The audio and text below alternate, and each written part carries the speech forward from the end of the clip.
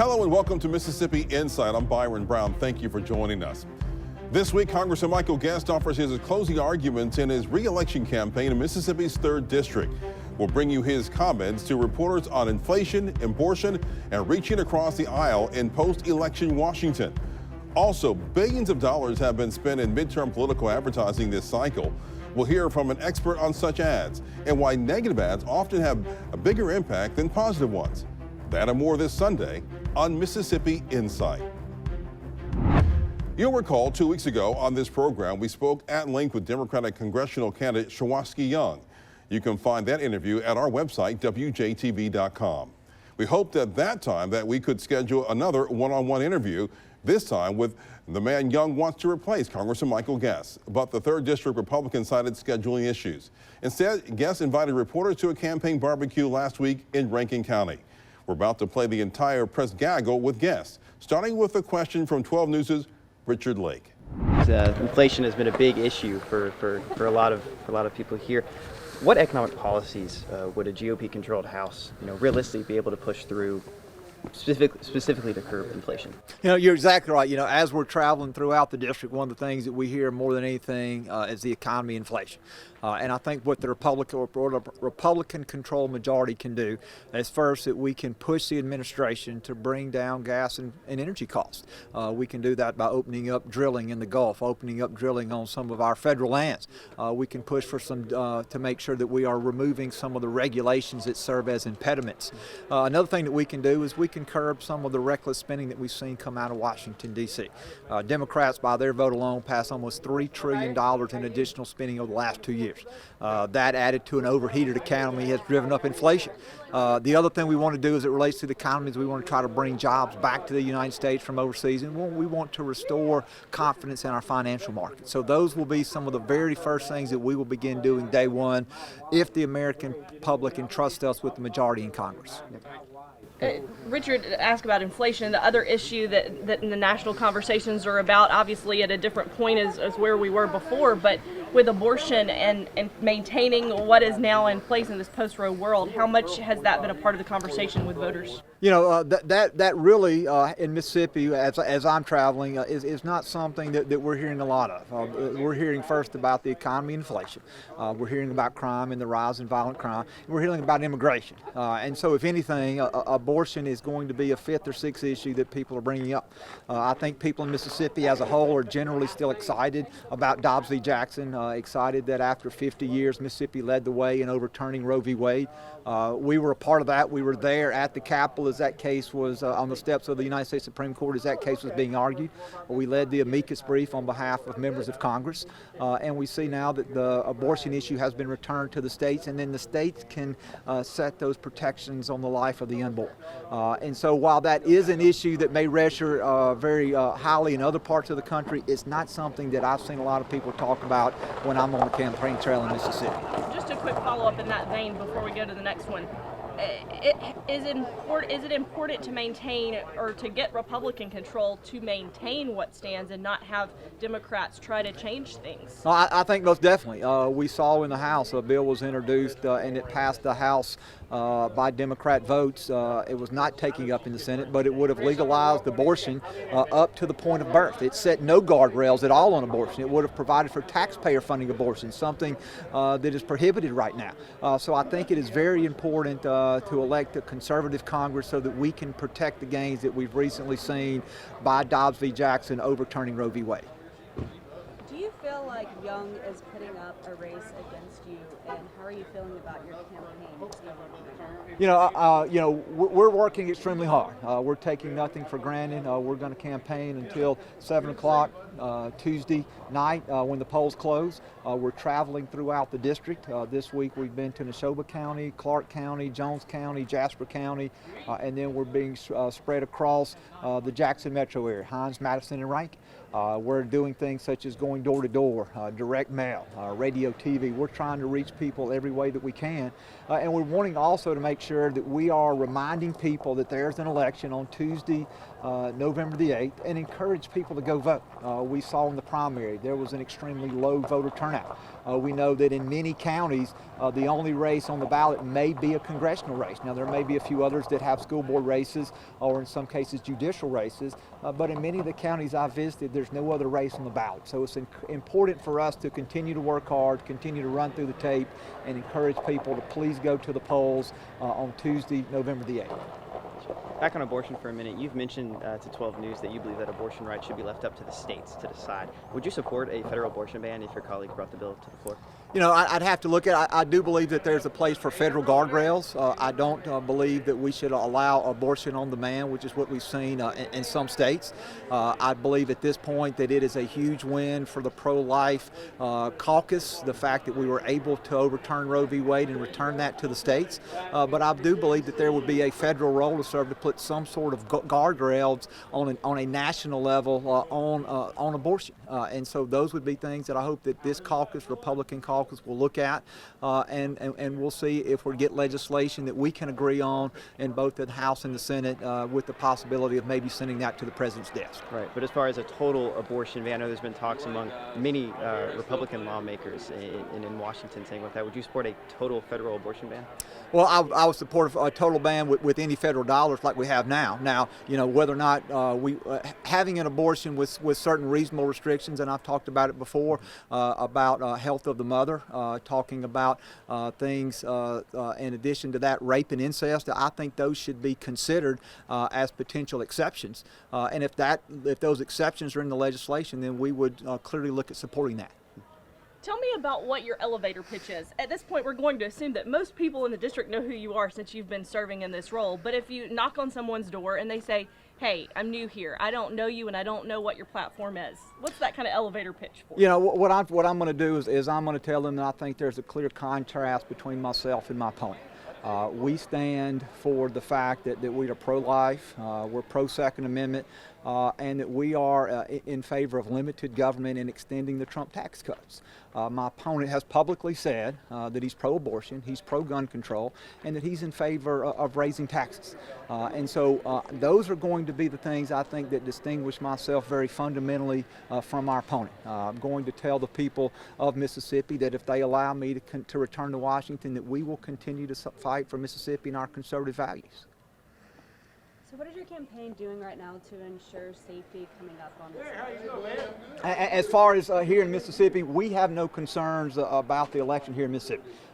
We have seen that our elections under both Secretary of State Hoseman when he was Secretary of State and now under Michael Watson, that our elections have run very smoothly. We have had no claims relating to the integrity of the vote here at home. And so we're not concerned about that. On a national level, I will tell you that Republicans are very concerned, particularly in areas where you seem to have repeated claims of voter integrity questions. Broward County, Fulton County, Georgia. I mean, those are counties that seem year after year we're continuing to talk about. I know that Republicans are pouring resources in there as far as poll watchers, having legal teams on the ground, actually being proactive in some cases, going into courts, making sure that there are court orders in place to allow election observers to do their job. So nationally, we are very concerned as a party about particular areas that we see that year in and year out are areas of particular concern. I will tell you here in Mississippi, there are no areas that I'm concerned about personally.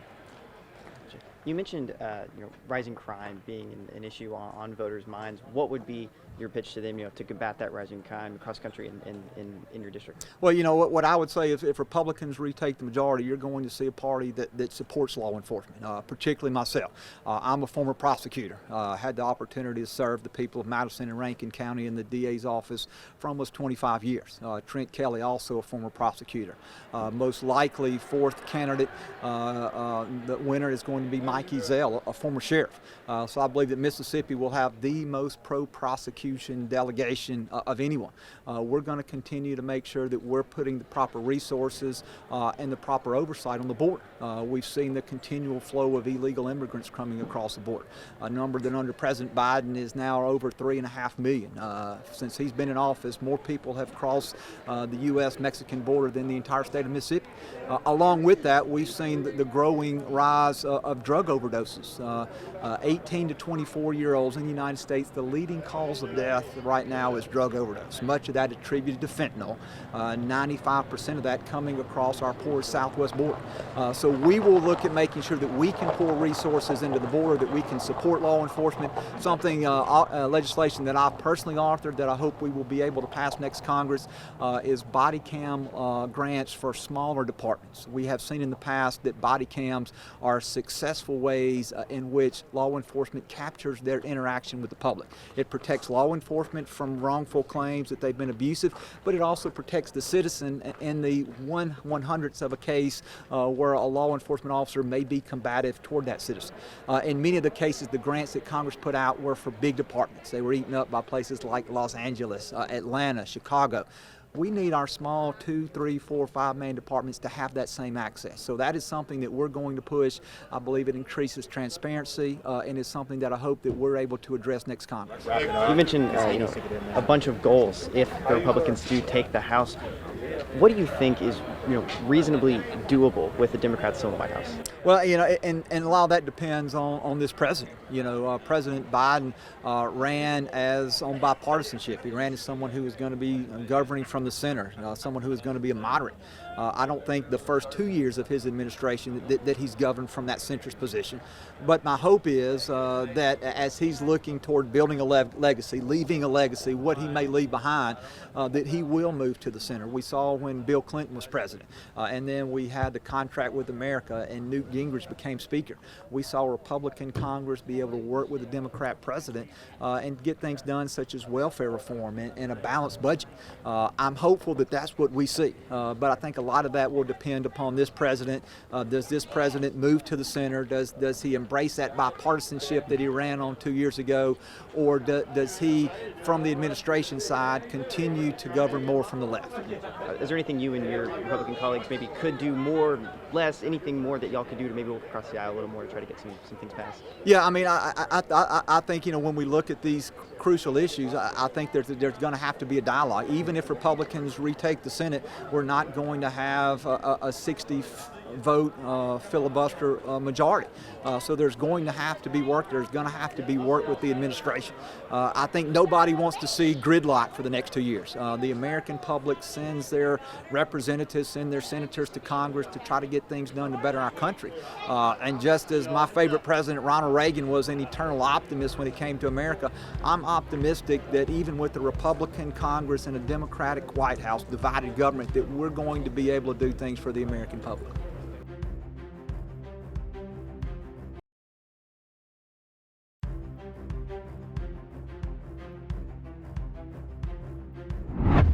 Voting in America's midterm elections is just 2 days away, and for weeks and months now, depending on which district you're in, political advertisements have been inescapable.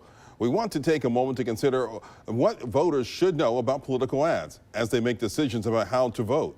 We spoke last week with Dr. Danilo Yanich. He is a professor at the University of Delaware and a researcher into campaign advertising. What does the research tell us about how much political advertising people are seeing on local television, social media, and elsewhere? The research says, including my own stuff, says that we are seeing a whole, as you see even anecdotally, we're seeing a whole lot of political advertising. And they're thinking of this are going to be about $9.7 billion spent on political advertising for the 2022 election cycle. And about half of that is going to go to broadcast. And most of that will go to local television news stations, as I'm sure you are aware. Who is spending this money? Candidates and political action committees. That's what you got. And interest groups that are concerned with whatever issue or any other issue. Well, as the research shows that the advertising is going to make a big difference in the quality of the campaigns? Well, the advertising, the effect of the advertising, as far as I know from experts who've studied it, the effect of the advertising is short-lived. That's why it's repeated over and over and over again. The idea is that you want the last image in the person's mind when they go to pull the lever. That said, the fact of the matter is, more and more in this country, you have very important races decided by tenths of a percentage point. And if you can move the needle one way or the other through whatever means, and political advertising might have that effect, then that's all you need. You don't need it to move it 10%. When they talk about political ads, a type of political ad that makes a difference, is that a negative or positive, and what kind of our viewers are looking for? What are they looking for out there? Negative ads do work because it's an easier message. The idea is if I got you, if I scare you, I got you, kind of thing. All right. And what you do see over time in political campaigns is, as you get closer to the election date, that ads will become more negative. And the reason for that, I think anyway, the reason for that is it's more difficult for the target of the ad, the candidate who's the target of the negative ad. It's more difficult because there is enough time to undo the effect of that negative message. Is there a point where voters get frustrated that it's just too overwhelming for these ads, and can they have a reverse effect? Yes, you do hear that from voters, but that's for the election season over time, writ large. I mean, we have election seasons that are now 18 months long, right? And so it becomes an accumulation of it, that folks are always in campaign mode, and so that's where frustration comes. But also with the ads, because they are a manifestation of that constant campaign. So you have to see it, I think, within that context, and enough where ads are pushing negative images, but beyond that, this notion that I need to tell you very forcefully what the nature of the world is. Political ads are not meant to inform; they're made to persuade. And that's perfectly within the rules. I don't mean to suggest that that's not right. They are meant to persuade and not to inform. And after you hear enough of them, yes, the electorate gets tired of it. Absolutely. But that's I think it's a mistake to put that all at the feet of political ads. I think it's with the idea of the constant campaign that we have in this country now, and that has changed. Well, how does political ad spending compare going to midterm elections with presidential election years, or even state and local election years? Well, what you have now is that given the importance of particular races as we've nationalized politics, let's say the Senate race in Pennsylvania or Georgia or Nevada or even in Arizona, they now become the top of the ticket. And so the importance of those ads take the place of the presidential race. But in terms of the nature of the ads, they're the same. What you do have in the presidential race, what I showed in the work that I was doing, that most of the ads are directed at down ballot races, not at the presidential race. Most of the ads and most of the ad money is directed at down ballot races.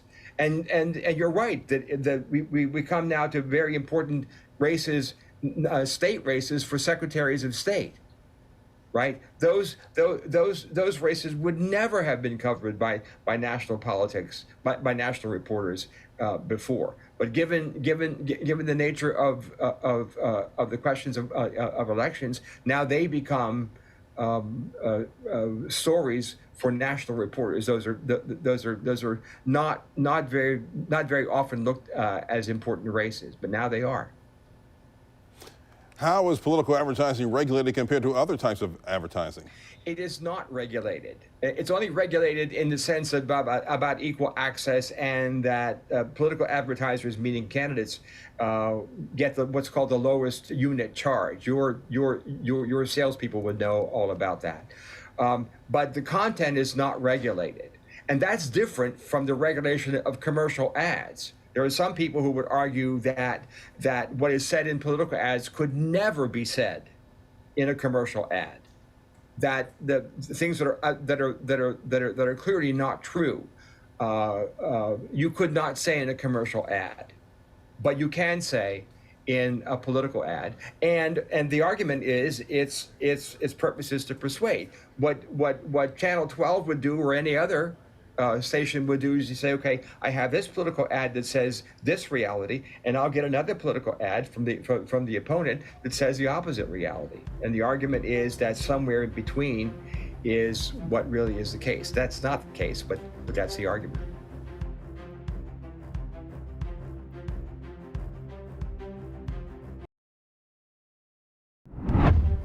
Well, have an idea for an in-depth interview on Insight? Just send us an email to our newsroom. The address is news@wjtv.com. We'd love to hear from you.